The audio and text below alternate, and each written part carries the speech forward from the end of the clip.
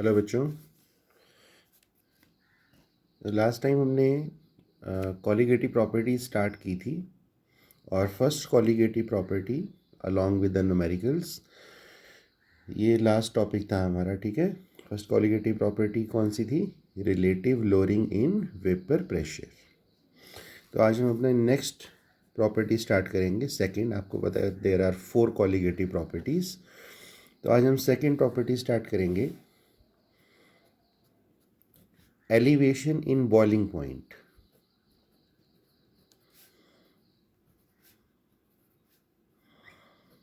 Elevation in boiling point.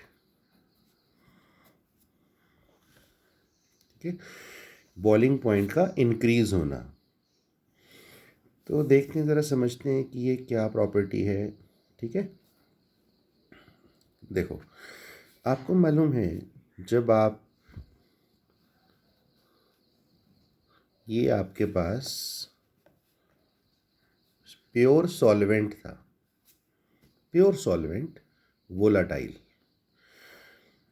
आपने क्या किया, इसमें नॉन वोलाटाइल सॉल्यूट ऐड कर दिया। दिस वाज प्योर सॉल्वेंट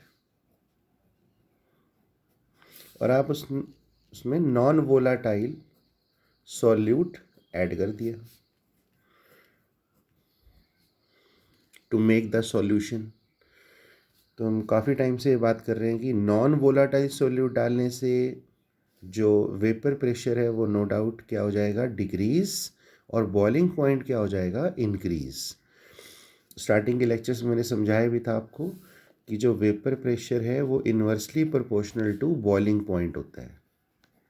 आप उन लेक्चर्स में देख भी सकते हो, स्टार्टिंग के लेक्चर्स में। तो इसका मतलब नॉन वोलाटाइल सॉल्यूट डालने से जो वेपर प्रेशर है वो डिक्रीज हो जाएगा और बॉइलिंग पॉइंट इंक्रीज हो जाएगा। कितना इंक्रीज हुआ है बॉइलिंग पॉइंट में, उसी को बोलते हैं एलिवेशन इन बॉइलिंग पॉइंट। ये प्रॉपर्टी जो है हमने इसको डिस्कस करना है पूरा अच्छी तरह से। ठीक है, तो इसका हम ग्राफ प्लॉट करेंगे तो आप देख सकते हो एलिवेशन इन बॉइलिंग पॉइंट क्या है, वेरी इजी थिंग। एक और बात आप देख सकते हो कि जितना नॉन वोलाटाइल सॉल्यूट डालोगे उतना वेपर प्रेशर कम होगा और बॉइलिंग पॉइंट उतना बढ़ेगा। यानी कि जितना ज़्यादा सॉल्यूट डाल रहे हो नॉन वोलाटाइल, उतना बॉइलिंग पॉइंट इंक्रीज हो रहा है। तो आप देख सकते हो कॉलीगेटिव प्रॉपर्टी है, सॉल्यूट के मोल जितने ज़्यादा डाल रहे हो बॉइलिंग पॉइंट में एलिवेशन उतना ज़्यादा हो रहा है। तो आपको बताया भी था कॉलीगेटिव प्रॉपर्टीज़ यही होती हैं कि जो सीधा सीधा number of particles of solute पे डिपेंड करें। तो अब इसका ग्राफ को समझने के लिए हमें बॉइलिंग पॉइंट समझना होगा, जो कि आपको मालूम भी होना चाहिए। बॉइलिंग पॉइंट क्या होता है? बॉइलिंग पॉइंट, ठीक है, तो बॉइलिंग पॉइंट आपको पता है वो टेम्परेचर जिसके ऊपर जो लिक्विड का वेपर प्रेशर है वो एटमॉस्फेरिक प्रेशर के इक्वल हो जाए। ठीक है, अब आपको पता है ये सपोज एटमॉस्फेरिक प्रेशर यहाँ पर जितना भी है वट एवर इट इज़, तो आपने इसको टेम्परेचर देना शुरू किया, हीट करना शुरू किया, टेम्परेचर बढ़ना शुरू हुआ, इसके जो रेट ऑफ इवेपोरेशन है लिक्विड का वो फास्ट होगा और वेपर बनते जाएंगे, वेपर प्रेशर बढ़ता जा रहा है।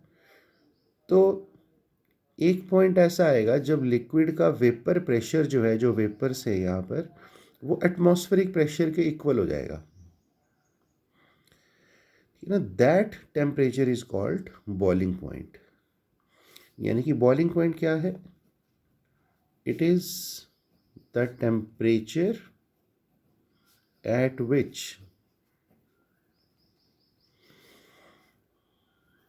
boiling point,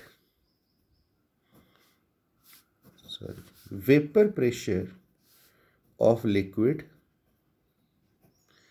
जिसके ऊपर जो लिक्विड का वेपर प्रेशर है becomes equal to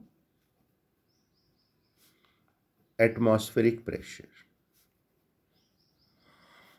atmospheric pressure तो बोलते हैं कि उसका बॉइलिंग पॉइंट आ गया। तो इसको ग्राफ से देखो, हम एलिवेशन इन बॉइलिंग पॉइंट का ग्राफ कैसे बनाएंगे। ठीक है, तो ध्यान से समझिए। देखिए, this is vapour pressure and this is temperature, जो इधर इंक्रीज कर रहे हैं हम। ठीक है, तो अब क्या करते हैं, एक तो लेते हैं सॉल्वेंट प्योर जो कि वोलाटाइल है, और एक लेते हैं सॉल्यूशन जिसमें नॉन वोलाटाइल सॉल्यूट है, ये रहा। अब इसमें तो नो डाउट कि क्योंकि सॉल्यूशन जिसमें नॉन वोलाटाइल सॉल्यूट है उसका वेपर प्रेशर क्या है, कम होगा। तो किसी भी टेम्परेचर पर जो सॉल्यूशन है उसका वेपर प्रेशर कम होगा, सॉल्वेंट का ज़्यादा होगा। ये ऊपर है, ये नीचे है। ठीक है, अब मैं टेम्परेचर बढ़ाना शुरू करता हूँ दोनों का। टेम्परेचर बढ़ाने से ये भी स्टार्टिंग के लेक्चर्स में समझाया था कि वेपर प्रेशर बढ़ेगा, ये बढ़ना शुरू हो गया। सपोज एटमॉस्फेरिक प्रेशर का लेवल ये है, दिस इज एटमॉस्फेरिक प्रेशर। तो ये जो हमारा सॉल्वेंट था प्योर, टेम्परेचर बढ़ता गया, उसका वेपर प्रेशर बढ़ता गया, और यहाँ पर इस टेम्परेचर पर आके इसका बॉइलिंग पॉइंट आ गया, जहाँ पर इसका वेपर प्रेशर एटमॉस्फेरिक प्रेशर के इक्वल हो गया। तो इस टेम्परेचर पे इस सॉल्वेंट का बॉइलिंग पॉइंट आ गया, प्योर सॉल्वेंट का बॉइलिंग पॉइंट। इसको बोलते हैं टी नॉट बी। नॉट आपको पता है प्योर के लिए यूज होता है, बी फॉर बॉइलिंग पॉइंट। ये सॉल्यूशन था, इसका वेपर प्रेशर सॉल्वेंट से कम ही होगा क्योंकि इसमें नॉन वोलाटाइल सॉल्यूट है। तो इसका भी टेम्परेचर बढ़ाएंगे तो इसका भी वेपर प्रेशर बढ़ना शुरू हुआ, और यहाँ पर इस टेम्परेचर पर आकर ये इसका भी एटमॉस्फेरिक प्रेशर के इक्वल हो गया और बॉइलिंग पॉइंट आ गया। यानी कि आप देख सकते हो ये सॉल्यूशन है, आपको पता है, जिसमें नॉन वोलाटाइल सॉल्यूट है, तभी इसका वेपर प्रेशर सॉल्वेंट से हमेशा नीचे रहा है। तो इसमें हम टी बी नॉट का साइन नहीं लगाएंगे, वेपर प्रेशर ऑफ सॉल्यूशन है ये। तो आप देख सकते हो क्या, देखो टेम्परेचर इधर इंक्रीज हो रहा है, तो सॉल्यूशन का बॉइलिंग पॉइंट प्योर सॉल्वेंट से ज़्यादा आया हुआ है। तो ये जो डिफरेंस आया है, कितना इंक्रीज हुआ है बॉइलिंग पॉइंट में, that is called elevation in boiling point, which is denoted by delta t b. ठीक है, this is elevation in boiling point. तो वेरी इजी, क्लियर हो गया होगा आपको। ठीक है ना, ऐसे ग्राफ इसका। तो एलिवेशन इन बॉइलिंग पॉइंट, यहाँ से हम क्या लिख सकते हैं, डेल्टा टी बी क्या होगा, t b minus t naught b. Solution में से सॉल्वेंट का माइनस कर दो, डिफरेंस आ जाएगा कितना बॉइलिंग पॉइंट इंक्रीज हुआ है।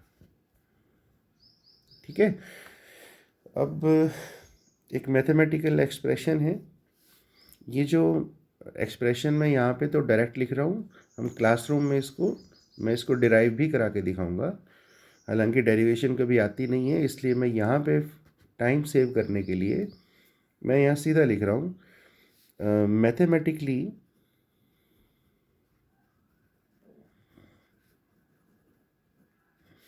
जो एलिवेशन इन बॉइलिंग पॉइंट होता है डेल्टा टी बी, वो डायरेक्टली प्रोपोर्शनल टू मोलैलिटी आता है। स्मॉल एम जो होता है ना, मोलैलिटी, उसके डायरेक्टली प्रोपोर्शनल होता है। ठीक है, तो इस जो डेरिवेशन है ये वाली, ये हम क्लासरूम में करेंगे। तो क्योंकि आती नहीं है कभी भी डिराइव करना, इसलिए हम यहाँ पे स्किप कर रहे हैं इसको फ़िलहाल के लिए। तो कांस्टेंट ऑफ प्रोपोर्शनैलिटी लगाएंगे, delta t b is equal to k b M.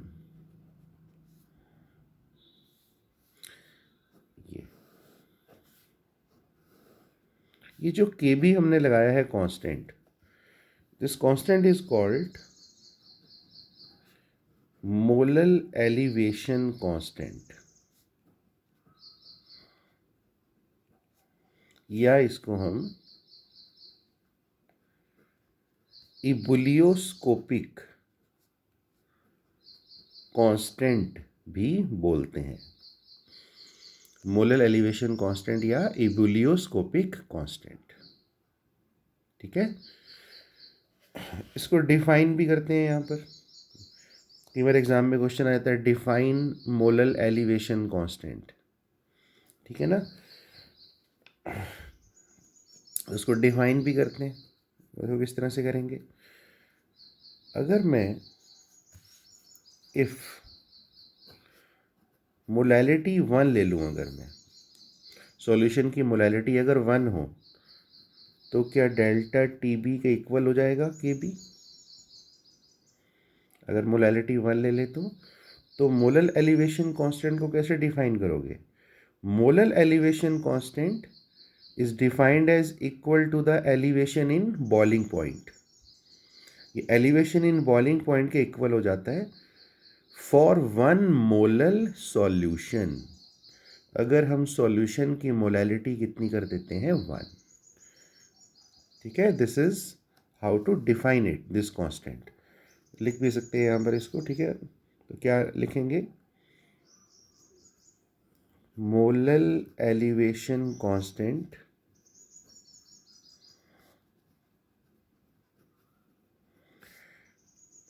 is defined as equal to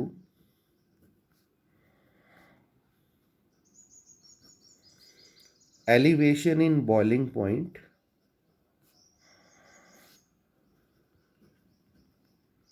for 1 molar solution।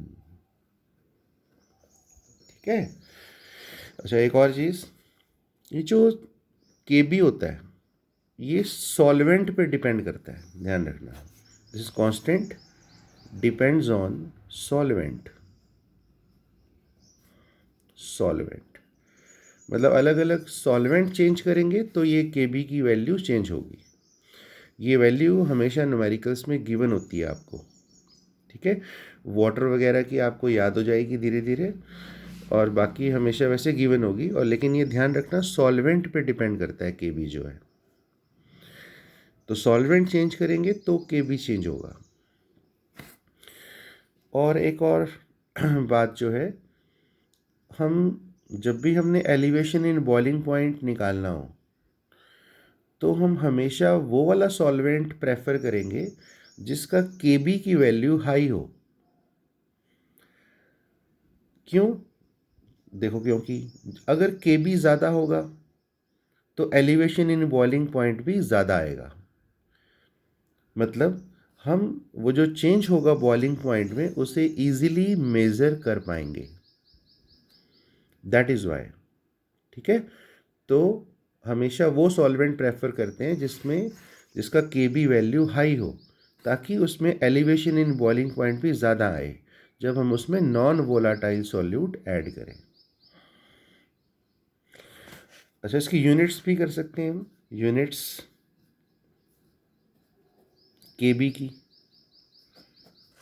तो वेरी इजी, तो Kb क्या हो जाएगा? Delta Tb upon molality. दिख रहा है साफ? Delta Tb is equal to Kb है, मैं तो Kb क्या होगा? Delta Tb upon molality. तो डेल्टा Tb टेम्परेचर की यूनिट्स क्या आएंगी? केल्विन। मोलैलिटी क्या होती है? नंबर ऑफ मोल्स पर किलोग्राम। तो किलोग्राम को ऊपर ले जाएं, मोल्स पर किलोग्राम। तो क्या यूनिट्स आई? केल्विन, किलोग्राम पर मोल, मोल इनवर्स, केल्विन किलोग्राम पर मोल। ठीक है, तो ये यूनिट्स हो गई इसकी। अच्छा, अब एक बात और, आपको मैंने कहा था कि सभी कॉलिगेटिव प्रॉपर्टीज़ में एक एप्लीकेशन है इनकी कि हम मॉलिक्यूलर मास ऑफ सॉल्यूट जो है वो डिटरमिन कर सकते हैं, जैसे हमने लास्ट कॉलिगेटिव प्रॉपर्टी में भी डिटरमिन किया था, Mb जो होता है। तो हम करेंगे डिटर्मिनेशन ऑफ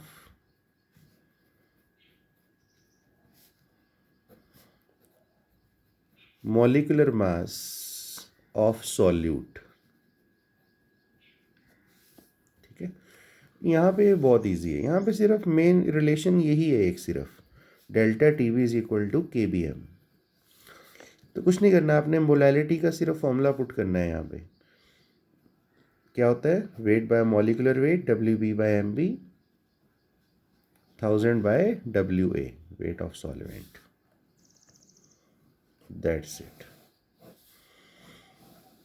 तो ये एम बी जो है मॉलिकुलर मास ऑफ सॉल्यूट निकल आएगा,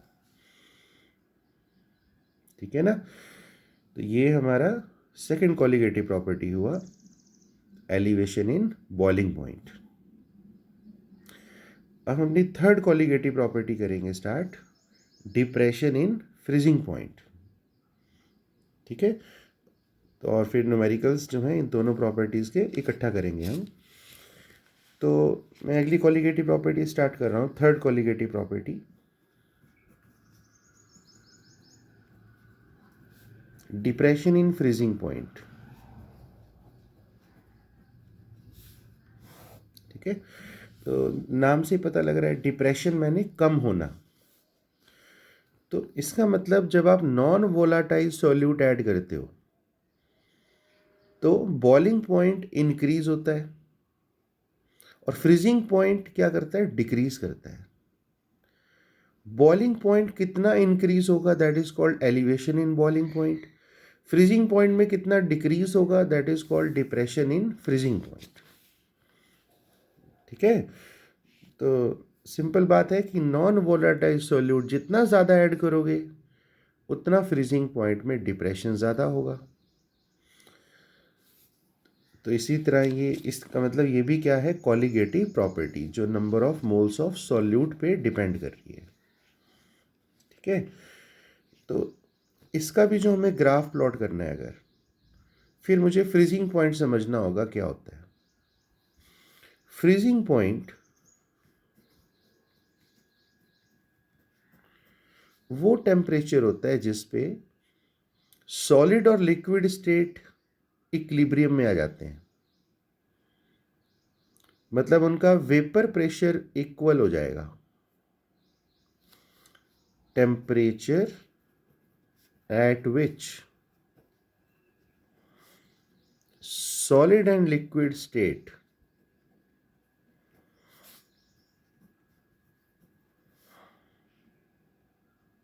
of a substance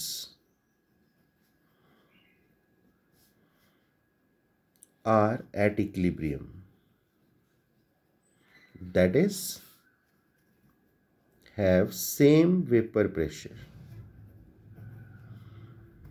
मतलब उनका वेपर प्रेशर इक्वल हो जाएगा सॉलिड और लिक्विड स्टेट का। जैसे ये देखिए ग्राफ कैसे प्लॉट होगा डिप्रेशन इन फ्रीजिंग पॉइंट का। वेपर प्रेशर, टेम्परेचर, ठीक है। तो एक बात बताइए, किसी भी गिवन टेम्परेचर पर, जैसे रूम टेम्परेचर है सपोज, ये हमारा सॉलिड है सपोज और ये लिक्विड है, ठीक है।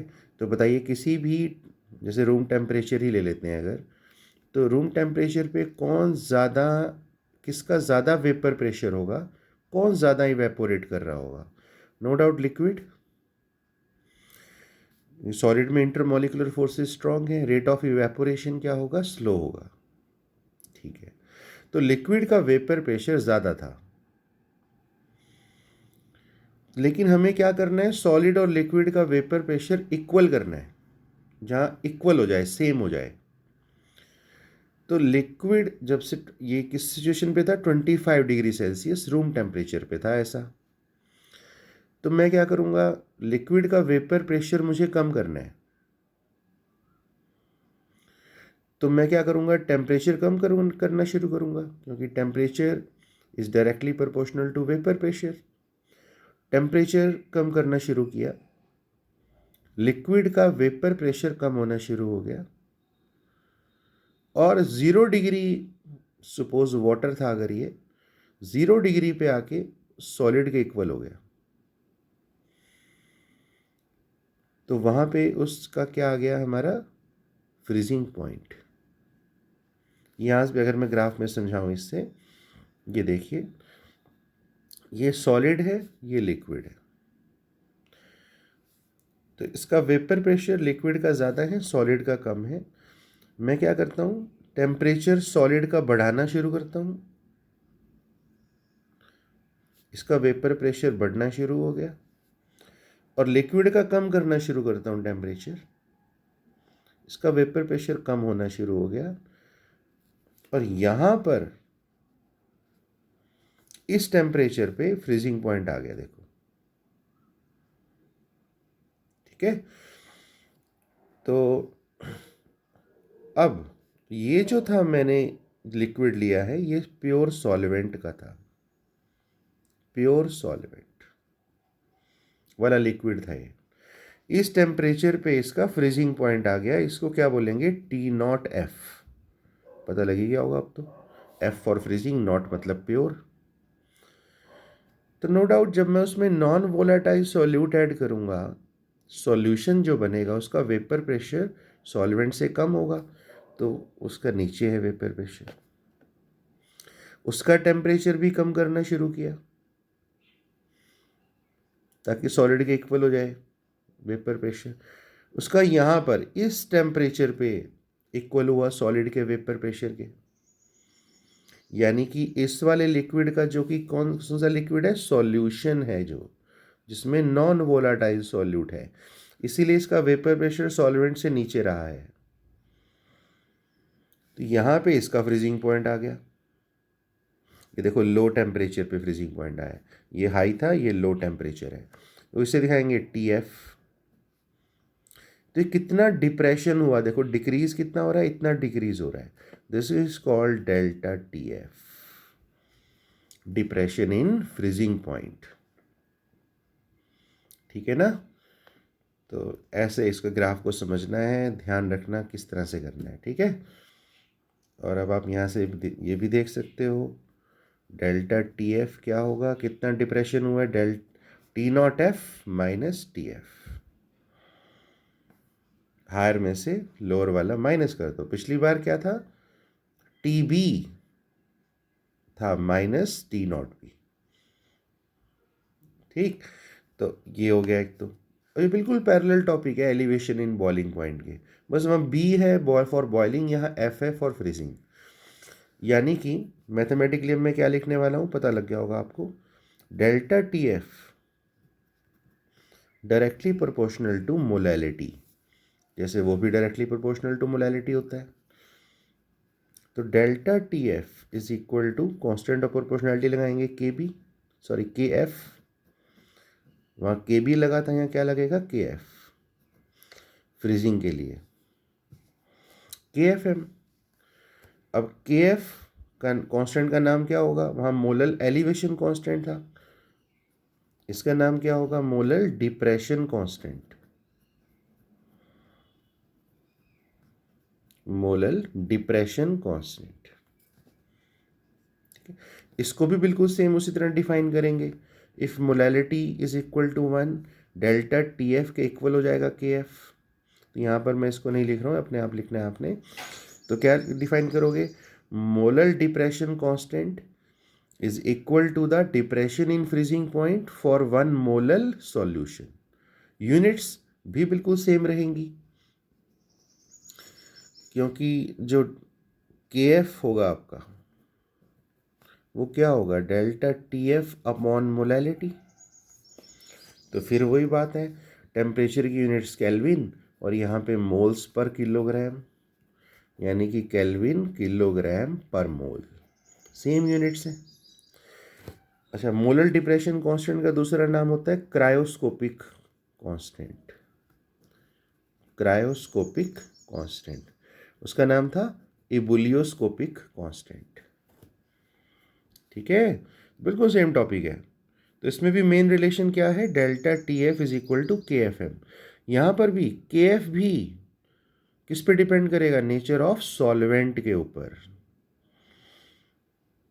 इसका मतलब फिर वही बात कि जिस सॉल्वेंट का KF हाई होगा वो सॉल्वेंट बेटर है to determine the depression in freezing point, क्योंकि जिसमें KF ज़्यादा होगा जिस सॉल्वेंट का, उसमें डिप्रेशन इन फ्रीजिंग पॉइंट भी ज़्यादा आएगा, जो हम इजीली कैलकुलेट कर पाएंगे। तो मतलब बिल्कुल पैरेलल टॉपिक है। तो फिर मॉलिक्यूलर मास डिटरमिन करना है, वो भी बिल्कुल सेम है, कुछ भी नहीं करना आपने, सिर्फ मोलैलिटी की वैल्यू पुट करनी है, delta TF is equal to KF, molality की जगह क्या, weight by molecular weight of solute WB/MB into 1000/WA weight of solvent. ये रहा। तो बिल्कुल सेम टॉपिक है, इसीलिए दोनों कॉलिगेटिव प्रॉपर्टी हमने साथ साथ की है। अब इन दोनों के न्यूमेरिकल्स हम नेक्स्ट लेक्चर में करेंगे और फोर्थ कॉलिगेटिव प्रॉपर्टी स्टार्ट करेंगे। बहुत ही ध्यान से इसको आप समझ लीजिए। पहले नेक्स्ट लेक्चर में we will start the numericals of this topic. और दोनों बहुत ही आसान है टॉपिक, क्योंकि दोनों में एक ही रिलेशन है main, delta TB is equal to KBM, और इसमें है delta TF is equal to KFM। Okay बच्चों, थैंक यू।